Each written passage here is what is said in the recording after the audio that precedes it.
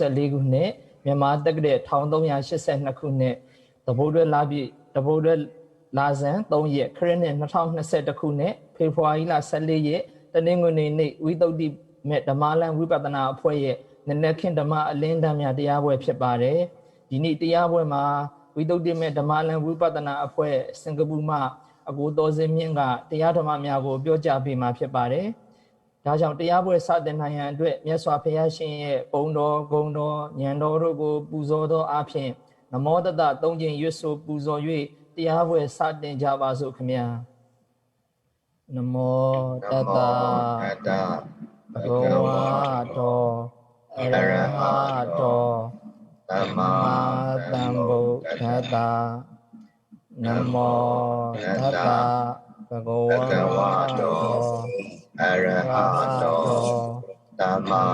သမ္ဗုဒ္ဓတ္တနမောတတဘဂဝါတောအရဟတောသမ္မာသမ္ဗုဒ္ဓတ္တ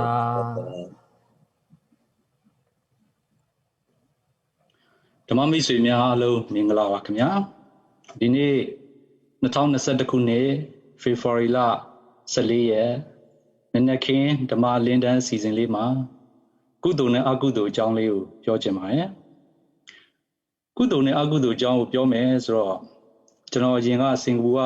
မြန်မာကလေးတွေကိုယဉ်ကျေးလိမ်မှာသင်တုန်းကကလေးတွေကအများဆုံးမေးတတ်တဲ့မေးခွန်းရှိပါတယ်အဲ့ဒါဘာလဲဆိုတော့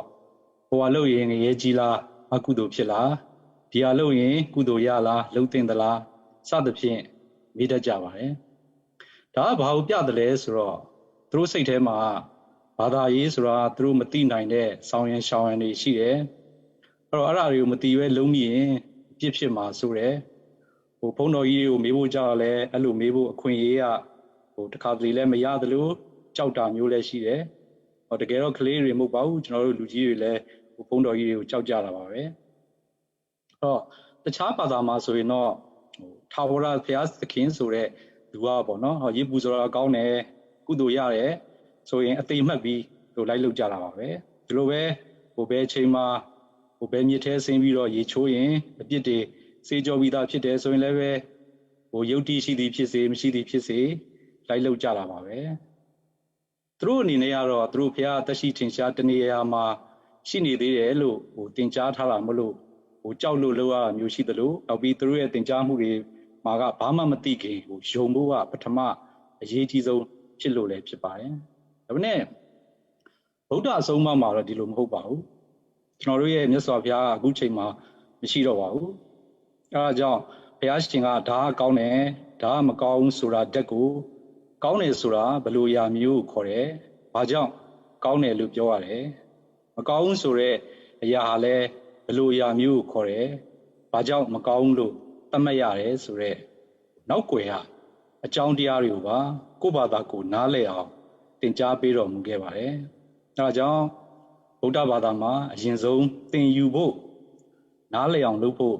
အလွန်အရေးကြီးလာပါတယ်အဲတော့ဒီနေရာမှာပြောချင်တာကတော့ဟိုဗုဒ္ဓရဲ့ဆုံးမတွေကအဖြေတစ်ခုတည်းသာမဟုတ်ဘူး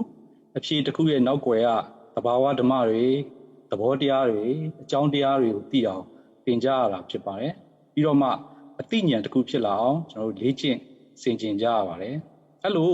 တမသင်္ကပ္ပလို့ခေါ်တဲ့ဆင်ခြင်မှုမျိုးနဲ့ဆင်ခြင်မှဟိုကျွန်တော်တို့ပြောနေတဲ့ transform ဖြစ်သွားပြီဆိုရဲပေါ့နော်ဟိုတမာဒိဋ္ဌိအဆင့်ကိုတက်လှမ်းနိုင်ကြမှာဖြစ်ပါတယ်အဲ့လိုလဲအမြင်ပြောင်းသွားမှလဲဒီဝီစီကိစ္စလို့ခေါ်တဲ့တန်တရားစိတ်တွေမရှိတော့ဘဲနဲ့စိတ်ထဲမှာရှင်းရှင်းလင်းလင်းနဲ့အမှန်တရားကိုကိုယ်တိုင်ပိုင်မြင်နိုင်လက်ခံနိုင်လာမှာဖြစ်ပါတယ်အဲ့လိုလက်ခံနိုင်လာမှလဲဘယ်ဟာကောင်းတယ်ဘယ်ဟာမကောင်းဆိုတာတခြားသူတွေကိုမေးနေစရာမလိုပဲကိုယ်တိုင်သိမြင်သဘောပေါက်မှုနဲ့ယုံကြည်ခြင်းဆိုတဲ့အဆင့်ကနေပြီးတော့နားလည်ခြင်းဆိုတဲ့အဆင့်ကိုတက်လှမ်းနိုင်မှာဖြစ်ပါတယ်အဲ့တော့ဟိုကျွန်တော်ပုံမှာပြောခဲ့တဲ့ကလေးတွေတင်ဒီဘယ်လောက်ကကောင်းတယ်လဲအပြစ်ကင်းတယ်လဲဘယ်လောက်ကမကောင်းလဲအပြစ်ရှိတယ်လဲဆိုတာကိုသိကျင်ကြတာမဟုတ်ပါဘူးလောကမှာလူရလူဖြစ်လာရင်အချိန်တိုင်းကျွန်တော်တို့ကန်ဆိုတဲ့အလွတ်လုချင်းဆိုတဲ့အရာနဲ့ကင်းပြီးတော့အသက်ရှင်နေထိုင်လို့မရပါဘူးအဲ့လိုလှုပ်ကြတဲ့အခါမှာဒီလှုပ်ဟာဖြင့်ကုသိုလ်ဖြစ်တဲ့လှုပ်လားကုသိုလ်ကံလားဒီလှုပ်ဟာဖြင့်အကုသိုလ်အလုပ်များဖြစ်လိမ့်မလားဆိုပြီးတော့ကျွန်တော်လူကြီးတွေလည်းဟ တစ်ချိန်မို့တစ်ချိန်ပေါ့နော်မိကွန်းထုတ်မိကျင်ကြမှာပါပဲတချို့ကလည်းငါတို့ကတော့ကွာမင်းပြောတဲ့သဘောပေါက်ခြင်းတွေနားလည်ခြင်းတွေမလိုပါဘူးကောင်းတယ်ဆိုကောင်းတယ်မှတ်လိုက်တာပဲမကောင်းဘူးဆိုရင်လည်းမကောင်းဘူးမှတ်လိုက်ရင်ကောမရဘူးလားလို့စောဒကတက်เสียရှိပါတယ်ကျွန်တော်တို့လူကြီးတွေမှာလည်းငယ်ကတင်ကြားခဲ့တဲ့အလွတ်ကျက်မှတ်ခဲ့ရတဲ့ basic အကြဆုံး၅ပါးသီလနဲ့ဆိုရင်ဘယ်ဟာမကောင်းဘူးဘယ်ဟာအကုသိုလ်ဘယ်ဟာဆိုရင်တော့ကောင်းတယ်ကုသိုလ်လို့ကျွန်တော်တို့အကြမ်းမြင်သိကြပါတယ်ဒါပေမဲ့ဒီလိုလွယ်အလွတ်ကျက်မှတ်လာခဲ့ကြတော့အသက်တွေကြီးလာလို့ဘဝထဲရောက်လာကြတဲ့အခါမှာကျတော့ငါဥစ္စာငါရဲ့အတ္တဆိုတဲ့တဏမာနဒိဋ္ဌိအစွဲတွေနဲ့ရှင်လိုက်တဲ့အခါမှာကျတော့နေ့စဉ်ဘဝထဲမှာဒီအခြေခံ၅ပါးသီလကိုတော့မှတည်ရတဲ့ဖြစ်စေမတည်ပဲဖြစ်စေချိုးဖောက်မိတတ်ကြပါတယ်ဥပမာကျွန်တော် TV ကြည့်တယ်ပေါ့နော်အဲ့ TV ထဲမှာ Animal Kingdom program လိုဟာမျိုးမှာဆိုရင်ဒီအသားစားတရားသူစားတဲ့ဒီသားကောင်ပေါ့နော်တခြားတရားလေးတကောင်ကိုရဲဆက်ဆက်ကိုက်ဖြတ်တက်ဖြတ်ပြီးတော့စားနေတာကိုကြည့်ပြီးတော့ရက်ဆက်လိုက်တာလို့ကြည့်နေတဲ့လူကရက်ဆက်လိုက်တာလို့ထင်နေတော့မှရှိသေးတယ်ကိုယ်ချင်းလာကြိုက်တော့ဖြန်းကနေဆိုရိုက်တက်မိလိုက်ရောအဲ့တော့TV screen ထဲမှာအစားခံမဲ့ကောင်က TV screen ထဲမှာမတည်သေးဘူးဒီမှာချင်းလေးကပြားချက်နေပေါ့နော်အဲ့တော့ဒီအသားစားတရားသူ့အသက်ရှင်နေထိုင်ဖို့အတွက်တခြားတရားတကောင်ကိုစားတာဖြစ်ပေမဲ့လို့ကျွန်တော်တို့ကြတော့ကျွန်တော်တို့ရဲ့ဒီသွေးလေးတစ်စက်အတွက်ချင်းကိုက်ဖို့လေးတစ်ဖူအတွက်ဒီအသက်တစ်ချောင်းကိုသတိလက်လွတ်ကျူးလွန်မိတတ်ကြပါတယ်ဒီအဒိဏဒါနာဆိုတဲ့ဟာနဲ့ပတ်သက်လို့လည်းကျွန်တော်ငယ်ကပေါ့နော်ငယ်ဆိုတော့ကျွန်တော်10တန်းဖြည့်ပြီးတက်ကတူမတက်ခင်ပေါ့နော်တက်ကတူမတက်ရသေးခင်ကဖြစ်ပျက်လေးကိုပြောပြချင်ပါတယ်အဲတော့ကျွန်တော်က10တန်းဖြည့်ပြီးလို့ကျောင်းတက်ကတူမတက်ရသေးခင်ဂျာမအလုပ်လေးပါလေးလုပ်ချင်တယ်ဆိုတော့ကျွန်တော်အိမ်ဘေးကဒီစောက်လို့ဝင်းဌာနအရာရှိကြီးပါပဲကျွန်တော်နဲ့ဆွေးနွေးမျိုးဆက်လည်းတော်ပါတယ်သူကသူ့လုံမှာတွင်းထားပေးတာပေါ့နော်ကျွန်တော်ခဏပေါ့လို့တွင်းထားပြီးတော့ကျွန်တော်လုပ်ရတဲ့ယာတူကဘာလဲဆိုတော့ဒီစောက်လို့ဝင်းဌာနကဒီစင်းရင်ကင်ဌာနမှာစင်းရင်ကင်အကူပေါ့နော်ပြောရမယ်ဆိုရင်တော့ပြတာပေါ့လေအကူဆိုတော့ဟိုဟာလေးလှုပ်ခိုင်းလိုက်ဒီဟာလေးလှုပ်ခိုင်းလိုက်အဲဒီလိုမျိုးပေါ့နော်ဒီနေ့ကျတော့အဲ့ဒီရာရှိတော်စင်မင်း copy တော့ကူးစမ်းကွာဆိုတော့copy ကူးရင်းနဲ့ဗောက်ချာလေးလည်းယူခဲ့နော်ဟုတ်ကဲ့ပါပေါ့အဲ့နဲ့ကျွန်တော်အဲ့နာ copy ဆိုင်မှာ copy တော့ကူးတာပေါ့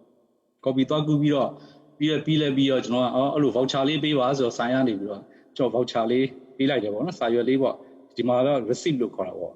ပေးလိုက်ကျွန်တော်ကြည့်လိုက်တော့ voucher ထဲမှာဘာမှမပါဘူးအဲ့ဒါနဲ့ကျွန်တော်ကအမဟုတ်ဘူးလေလို့ရေးဖို့မေးနေလားမသိဘူးရေးရမယ်လေဆိုတော့အဲ့ဆိုင်ရလူကကျွန်တော်ကိုထူးဆန်းနေတယ်ကျွန်တော်ကိုကြည့်တယ်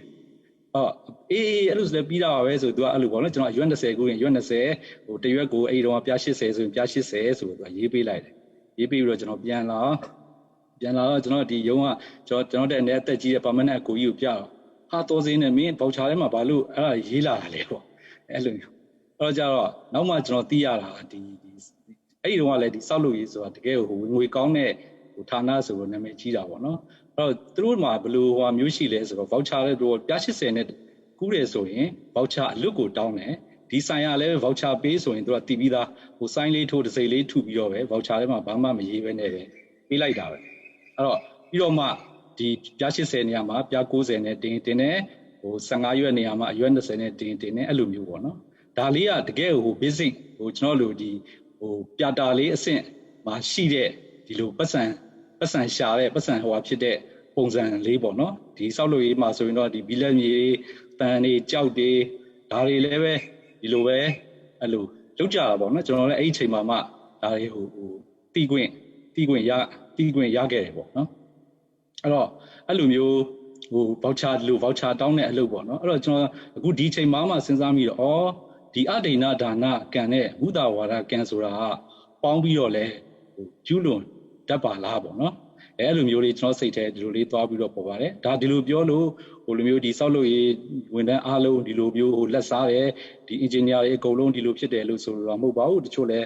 ဒီလိုမလုပ်တဲ့လူတွေလည်းရှိမှာပါပဲဒါဒီ engineer တွေမဟုတ်ပါဘူးဒီကျွန်တော်ငယ်ကကြားဘူးလားဆရာဝန်တွေဆိုလဲဆေးလူကောင်းလဲဆို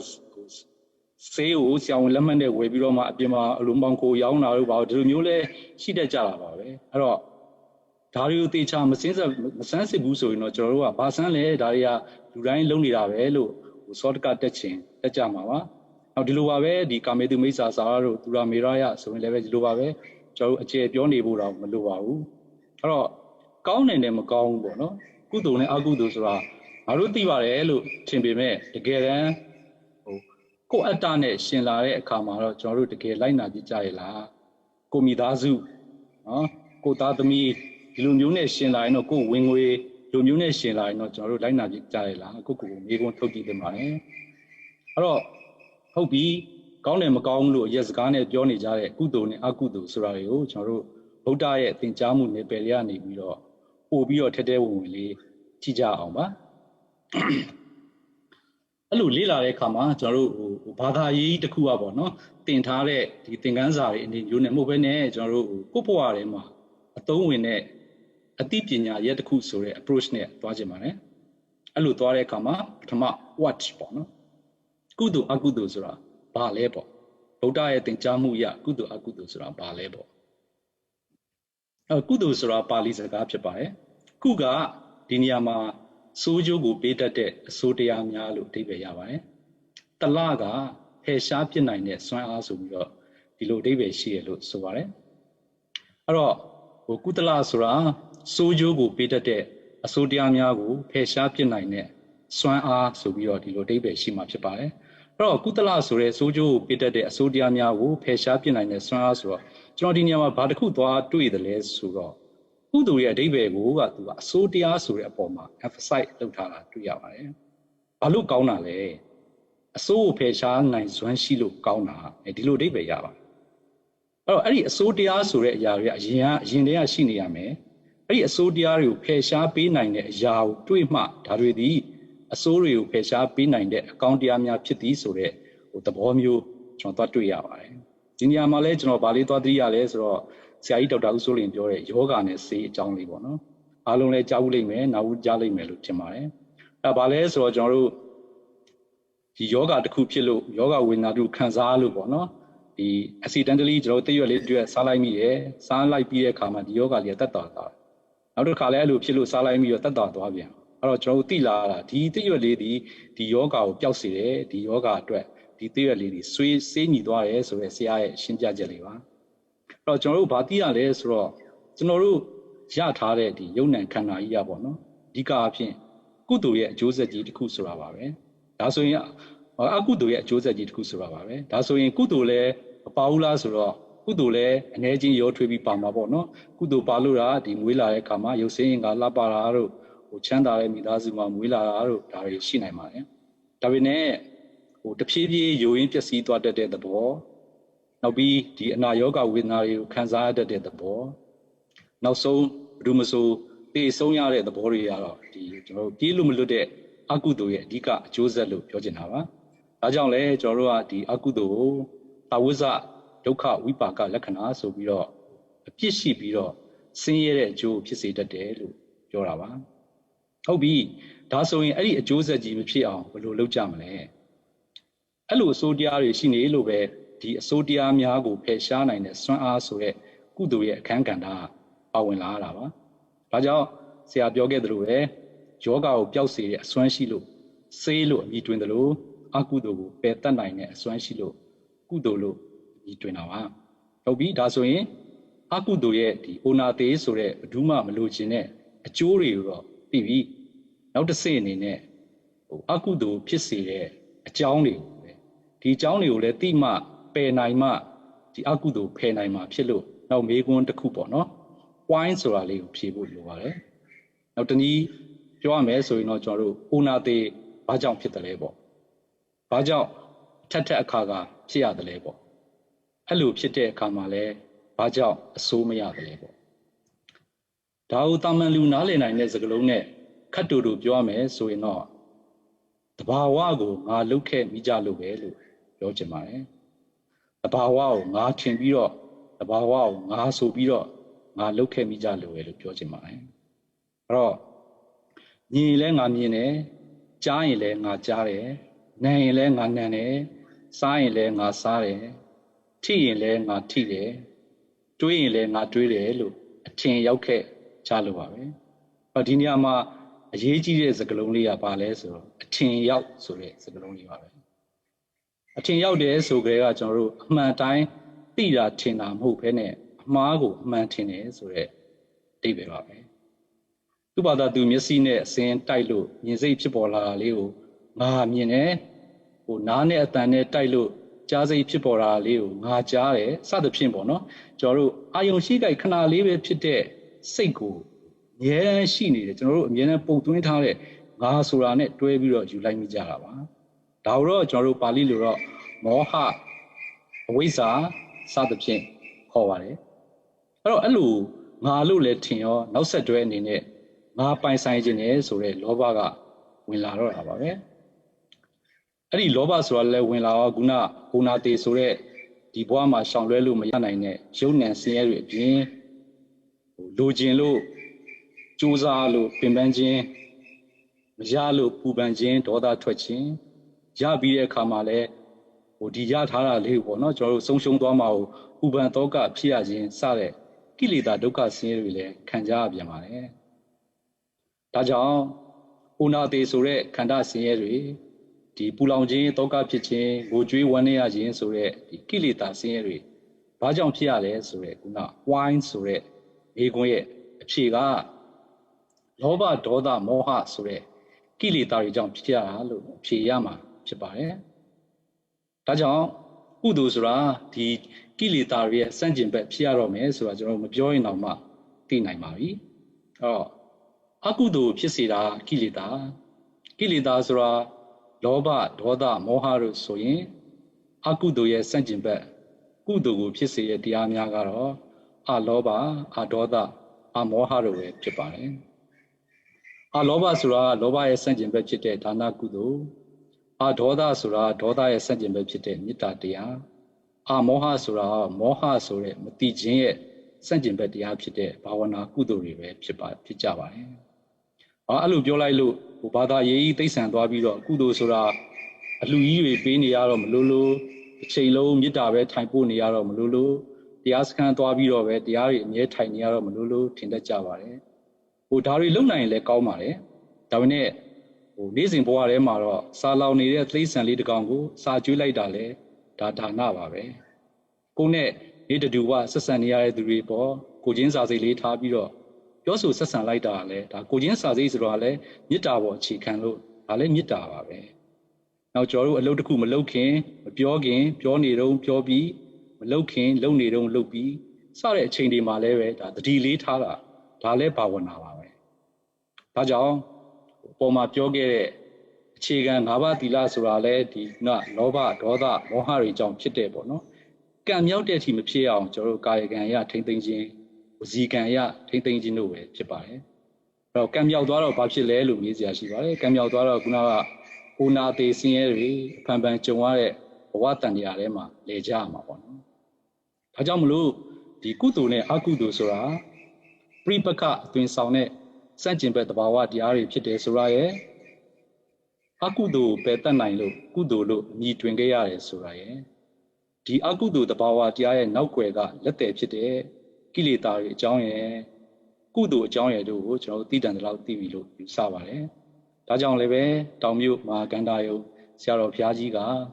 အကယ်၍သာမြတ်ဗုဒ္ဓသည်လူရွာထင်ရှားပွင့်ညာကဤကားကုသိုလ်အကုသိုလ်နှင့်ထိုဘုံဘဝမတိရညာလအပြစ်တွေယခုတော်ကဘုရားရှင်တော်ပွင့်ထွန်းပေါ်၍ဟောဖော်ညွှန်ကြားမြတ်တရားကြောင့်ဤကားကုသိုလ်အကုသိုလ်ဟုထိုဘုံဘဝတိကြရညာလကျေးဇူးပဲဆိုပြီးတော့ဆက်ဆိုခဲ့ပါတယ်ဒီကြပြလေးတွေကတိခွင့်ရခဲ့ကြရဲ့ကုသိုလ်အကုသိုလ်ဆိုတာအပေါ်မှာပြောခဲ့သလိုပဲသူတို့ရဲ့နောက်ွယ်ကအကြောင်းတရားဒီတတ္တိတွေကိုပါနားလည်ဖို့အရေးကြီးလာပါတယ်ဒါဆိုရင်ကုသိုလ်နဲ့အကုသိုလ်တို့ရဲ့အကြောင်းနဲ့နောက်ွယ်ကတတ္တိတွေကိုကျွန်တော်တို့အထိုက်လျောက်သိပြီဆိုတော့ what's the next step ပေါ့နော်နောက်တစ်ဆင့်ကဘာလဲပေါ့ဆိုတော့နောက်ဆုံးပိုင်းအနေနဲ့ကျွန်တော်ဒီလက်တွေ့ဘဝမှာဘယ်လိုပြုမှုနေထိုင်ရမလဲဆိုတော့ apply ပိုင်းကိုပွားကျင်ပါတယ်တချို့ကစာရီတော့မိုးပြန်နေအောင်သိကြတယ်လက်တွေ့မှာတော့ထင်ဟပ်လာတဲ့တွေ့ကြုံလာကြရတဲ့အာယုံတွေပေါ်မှာအေးချမ်းချမ်းမှန်မှန်ကန်ကန်နှလုံးသွင်းပြီးတော့ မနေတတ်ကြတာမျိုးလည်းရှိနိုင်ပါတယ်။တနည်းပြောရရင်ကုသိုလ်အကုသိုလ်ကိုတည်တာတတ်ငါတို့ရဲ့နေတူဝလူမှုဆက်ဆံရေးမှာဖြစ်တဲ့ပူလောင်မှုတွေကတတ်ဖြစ်နေတတ်ပါတယ်။အဲ့ဒါဘာလို့ဖြစ်လဲဆိုတော့ခုနကကုသိုလ်အကုသိုလ်ကိုဆိုတာဟောပေါ့နော်ကျွန်တော်တို့ကစောင့်ရန်ရှောင်ရန် list တစ်ခုလောက်ပဲဒါမှမဟုတ်ဖျားစာလို့ပဲပြီးလို့ဆိုရမှာဖြစ်ပါတယ်။တချို့ကလည်းငါစိတ်တွေဆင်းရဲပြီးအခုချိန်မှာရှုပ်ထွေးနေတယ်ဖျားတရားတွေကုသိုလ်ရေးအခုချိန်မှာမလုပ်နိုင်သေးဘူးလုပ်လို့မရသေးဘူးလို့ထင်တတ်ကြတာမျိုးလည်းရှိပါတယ်။အမှန်တော့ကျွန်တော်တို့စဉ်းစားပုံပြောင်းကြရမှာပါ။အဲ့လိုစိတ်တွေဆင်းရဲနေလို့ကိလေသာဆိုတဲ့အကုသိုလ်စိတ်တွေဝင်နေလို့ကိုဒီတရားကိုပယ်တတ်နိုင်တဲ့စေးညီတဲ့ကုသိုလ်တရားတွေကိုပို့ပြီးအားစိုက်ပြီးလုပ်ကြရမှာပါအဲ့လိုမဟုတ်ရင်တော့တရားတတ်ဘဝကတတ်ဖြစ်နေကြအောင်မှာပါပဲအဲ့တော့ကျွန်တော်တို့နေ့စဉ်ဘဝထဲမှာတစ်ခါတည်းပြောလို့ရှိတဲ့စကားတစ်ခုရှိပါတယ်စိတ်ဆင်းရဲတယ်ဘာကြောင့်စိတ်ဆင်းရဲလဲလို့မေးရင်သားသမီးမလိမ္မာလို့စီးပွားရေးအဆင်မပြေလို့လူမှုရေးပြဿနာဖြစ်လို့လိုစသဖြင့်ပြောတတ်ကြပါတယ်ဒါတွေအားလုံးကိုစကလုံးတစ်လုံးနဲ့ represent လုပ်ပြီးပြောပါလို့ဆိုရင်တော့ငါဖြစ်ချင်တဲ့အတိုင်းမဖြစ်လို့ပြောရမယ်တင်ပါတယ်ဒါဆိုဘာလို့အဲ့ဒီငါဖြစ်စေချင်တဲ့အတိုင်းမဖြစ်ရလဲလို့မြင်ကျွန်တော်မှအပြင်ကိုလက်ညှိုးထိုးစရာဟိုလူကြောင့်ဟိုကိစ္စကြောင့်ဟိုဖြစ်ပျက်ကြောင့်စတဲ့အပြင်ကိုလက်ညှိုးထိုးစရာတွေအများကြီးရှိမယ်တင်ပါတယ်ဗုဒ္ဓရဲ့တွေးခေါ်ပုံစဉ်းစားပုံကကျွန်တော်တို့ ਨੇ ပြောင်းပြန်ပါဗုဒ္ဓသာတက်ရှိခြင်းကြားရှိနေသေးရဲ့ဆိုရင်ကျွန်တော်တို့ဘာကြောင့်တဘာဝတရားကြီးကိုငါလိုသလိုဖြစ်ချင်နေရလဲလို့ပြန်မေးလိုက်မယ်လို့ထင်မိပါတယ်အဲ့လိုပြောလို့ဖြစ်သမျှအကြောင်းကောင်းကြီးပဲဆိုပြီးတော့နမလက်လျှော့နေလေတော့ဆိုပြီးတော့ဘာမှမလုပ်ပဲတဘာဝအတိုင်းပဲထားလိုက်တာဒီလိုဆိုလိုတာမျိုးမဟုတ်ပါဘူးဖြစ်တဲ့လုပ်တဲ့အရာတွေကိုကျွန်တော်တို့အကြောင်းပြည့်စုံအောင်ဖြည့်ဆည်းရမှာပါပဲဒီနေရာမှာပြောချင်တာကတော့ဖြစ်လာတဲ့အရာတွေပေါ်မှာထိုင်ပြီးစိတ်ဆင်းရဲနေဖို့ဆင်းရဲတွေမတိုးဖို့ကိုအဓိကထားပြီးပြောချင်တာပါအဲ့တော့ကျွန်တော်တို့ကဆင်းရဲရတာအပြင်ကအကြောင်းအရာအကြောင်းလို့ထင်ပြီးဗုဒ္ဓကတော့ဆင်းရဲရတာအတွင်းကလောဘအကြောင်းလို့ဒီလိုမြင်ပါတယ်နောက်ပြီးအကုသိုလ်ကုသိုလ်လို့ပြောလိုက်ရင်ကျွန်တော်တို့ကဘုရားစာတွေကစောင်းရန်ရှောင်ရန်လောက်ပဲထင်တတ်ကြပြီးတော့အကုသိုလ်ဆိုတာတကယ်တော့ဆင်းရဲကုသိုလ်ဆိုတာဆင်းရဲကင်းတဲ့ချမ်းသာဆိုတဲ့အချက်ကိုရင်ထဲဆွဲမြဲမရောက်တတ်ကြလို့လည်းဖြစ်ပါတယ်ဒါဆိုနေ့စဉ်ဘဝတွေမှာဆင်းရဲကင်းအောင်ဆင်းရဲတတ်တာအောင်ဘယ်လိုလုပ်ကြမလဲလို့မေးရင်ခုနကငါလိုသလိုဖြစ်ချင်နေတဲ့လောဘကိုစွန့်ဖို့က solution ဖြစ်တယ်ဆိုတာတွေ့ကြရမှာဖြစ်ပါတယ်ဒါကြောင့်လဲ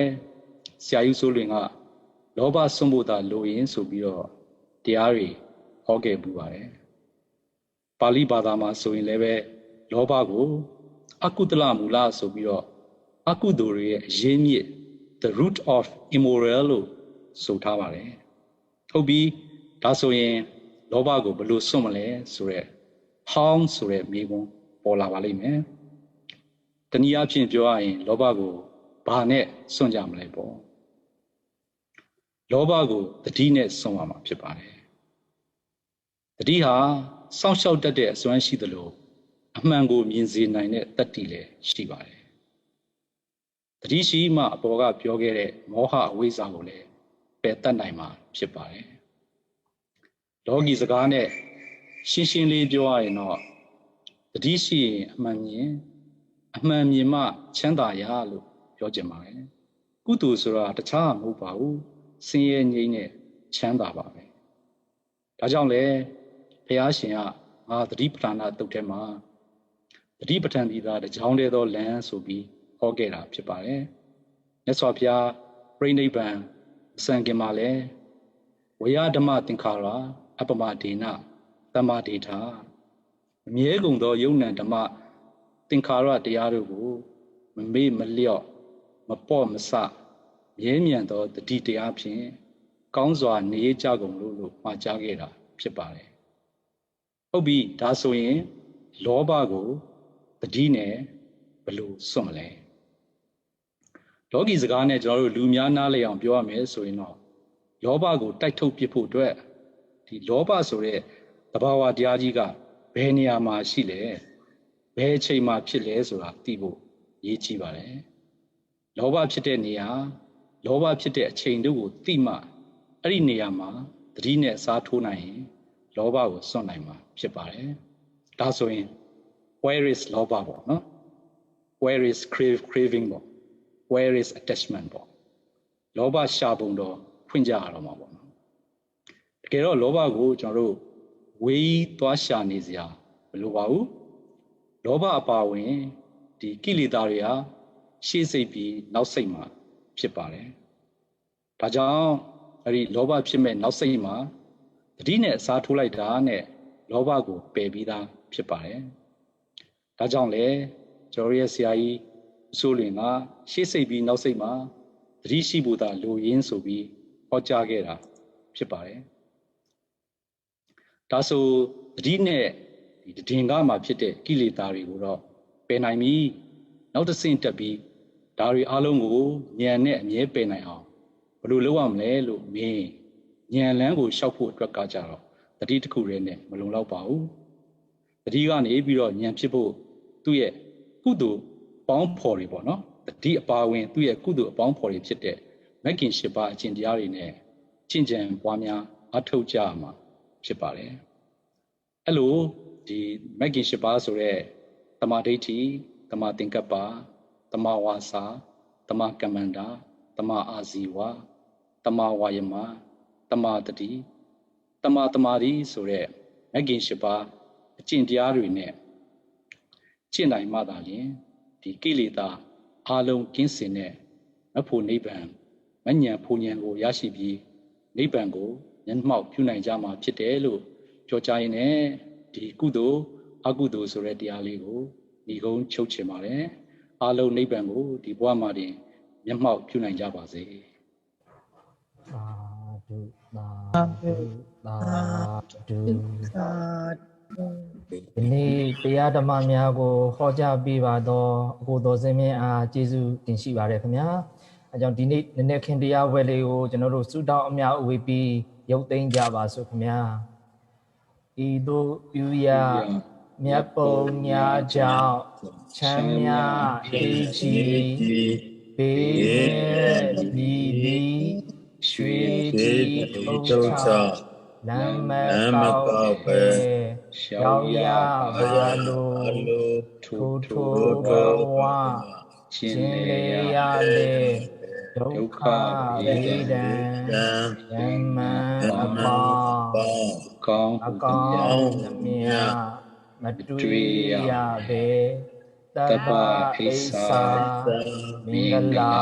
ကိုရွှေကာတာတိုင်းရတော်ယနေ့ယခုပြုတည်းမြတ်ပါကိုမိဘဆေရာမျိုးတဟာနှင့်ကိုမာဆောင်ချက်ကိုဆောင်ကရင်စာ၍ရှိသမျှလုံးဘုံ30ဖြစ်သမျှဝိနေယသို့ရကြပါစေပိငါဝေလီညာသေတာဓုခေါ်စီတော်ကုသိုလ်ညာအမြတ်ရှုတော်မူကြပါကုန်တော်သာဓုသာဓုသာဓုကုသိုလ်မြတ်ရှုတော်မူကြပါကုန်တော်သာဓုသာဓုကုသိုလ်မြတ်ရှုတော်မူကြပါကုန်တော်သာ Sadhu, Sadhu, Buddha, Adhanan, Siran, Dictatu, Buddha, Adhanan, Siran, Dictatu, Buddha, Buddha, Adhanan, Siran, Dictatu, Tada, Adhanan, Yawani Te Linzido Buddha Yaswa Adhana Yawani Te Linzido Buddha Yaswa Adhana Yawani Te Linzido Adu, adu, adu.